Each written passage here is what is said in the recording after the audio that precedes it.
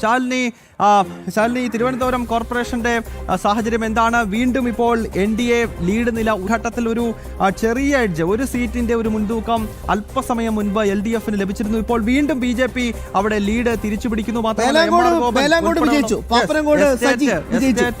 മേലാങ്കോട്, നേമം ഇതൊക്കെ BJP-യുടെ ശക്തി കേന്ദ്രങ്ങൾ കൂടിയാണ്. അവിടെയെല്ലാം BJP സ്ഥാനാർത്ഥികൾ വിജയിച്ചതായി മനസ്സിലാക്കാൻ കഴിയുന്നു. പറയൂ ശാലിനി.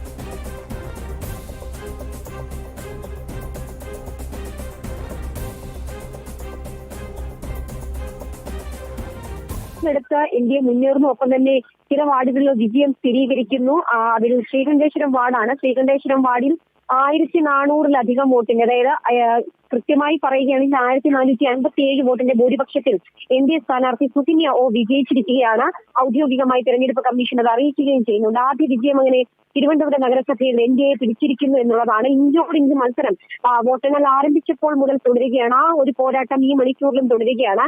16-16 എന്നുള്ള ഒരു ലിമിറ്റിലേക്ക്, അതായത് ഒരു ഭൂരിപക്ഷത്തിലേക്ക് അല്ലെങ്കിൽ ഒരു തമ്മിലുള്ള ഒരു പോരാട്ടത്തിലേക്ക് NDA-യും LDF-ഉം തുടരുകയാണ്. ഇതിനിടയിലാണ് രണ്ടാമത്തെ വിജയം കൂടി NDA ക്യാമ്പിലേക്ക് എത്തുന്നത്. തിരുവനന്തപുരം കോർപ്പറേഷനിൽ നിന്നുള്ള തിരുവനന്തപുരം ഗ്രാമപഞ്ചായത്തിലും വിവിധ ഗ്രാമപഞ്ചായത്തുകളിൽ BJP തിരുവനന്തപുരത്ത് ലീഡ് ചെയ്യുന്നുണ്ട്. 3ഇടത്ത് NDA മുന്നേറുകയാണ്. ഗ്രാമപഞ്ചായത്തുകളുടെ കണക്കുകൾ നോക്കുമ്പോൾ അത് വെള്ളനാട്, അതോടൊപ്പം തന്നെ മണമ്പൂർ, അതിയന്നൂർ എന്നിങ്ങനെ 3 ഗ്രാമപഞ്ചായത്തുകളിൽ BJP ലീഡ് ചെയ്യുന്നു. ജിജീഷ് കരുണാകരൻ കൊച്ചിയിൽ നിന്ന് ചേരുകയാണ്. തൃപ്പൂണിത്തറയിലാണ് ജിജീഷ് ഉള്ളത്. ജിജീഷ്, ഈ തൃപ്പൂണിത്തറയിലെ മുന്നേറ്റം എങ്ങനെയാണ്? അതിന് മുൻപ് നമുക്ക് MR ഗോപന്റെ പ്രതികരണത്തിലേക്ക് പോകാം. MR ഗോപൻ.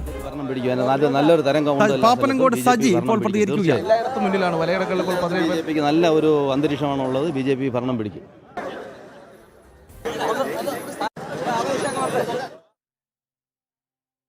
ജിജീഷ് കരുണാകരൻ തൃപ്പൂണിത്തറയിൽ നിന്നും ചേരുകയാണ്. ജിജീഷ്, തൃപ്പൂണിത്തറയിൽ BJP എത്രത്തോളം വലിയ മുന്നേറ്റമാണ് നടത്തുന്നത്? കാരണം നേരത്തെ തന്നെ BJP പിടിച്ചെടുക്കുമെന്ന് പ്രഖ്യാപിച്ചിരുന്ന നഗരസഭകളിൽ ഒന്നാണല്ലോ. ഒപ്പം കൊച്ചി കോർപ്പറേഷനിലെ അപ്ഡേറ്റ്സ് കൂടി പറയൂ ജിജീഷ്.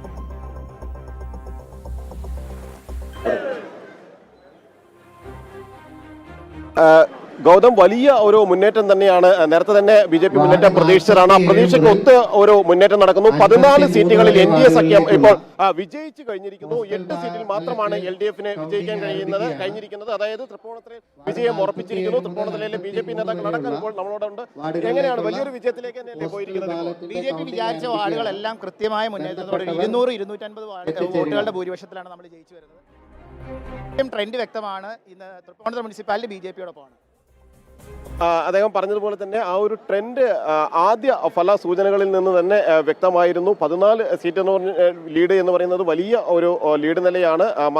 എതിർഭാഗത്തെ 8 സീറ്റും അതിൽ താഴെയുമെല്ലാം നിൽക്കുന്ന ഘട്ടത്തിൽ 14 സീറ്റ്, പ്രത്യേകിച്ച് LDF-ന്റെ കോട്ടകളായ സ്ഥലങ്ങളിൽ തന്നെയാണ് ആദ്യഘട്ടങ്ങളിൽ വിജയമുണ്ടായിട്ടുള്ളത്. ഇനി പ്രധാനമായും എണ്ണാനുള്ളത് നഗരപ്രദേശങ്ങളിലടക്കമുള്ള സ്ഥലങ്ങളിലെ ഫലങ്ങളാണ് പുറത്തു വരുന്നത്. സ്വാഭാവികമായും കഴിഞ്ഞ തവണയെല്ലാം തന്നെ BJP വലിയ മുൻതൂക്കം നേടിയ സ്ഥലങ്ങളിൽ അവിടെയെല്ലാം തന്നെ വിജയിച്ചു വരുന്നു. അങ്ങനെ തൃപ്പൂണിത്തുറ നഗര ഭരണം BJP-യുടെ കൈകളിലേക്ക്, ഇന്ത്യയുടെ കൈകളിലേക്ക് എത്തുന്നു എന്ന ഒരു ഫലസൂചനകൾ തന്നെയാണ് ഈ ഘട്ടത്തിൽ പുറത്തു വരുന്നത്. നേരത്തെ പറഞ്ഞതുപോലെ തന്നെ ശക്തമായ ഒരു മത്സരം കാഴ്ചവെച്ചിരുന്നു.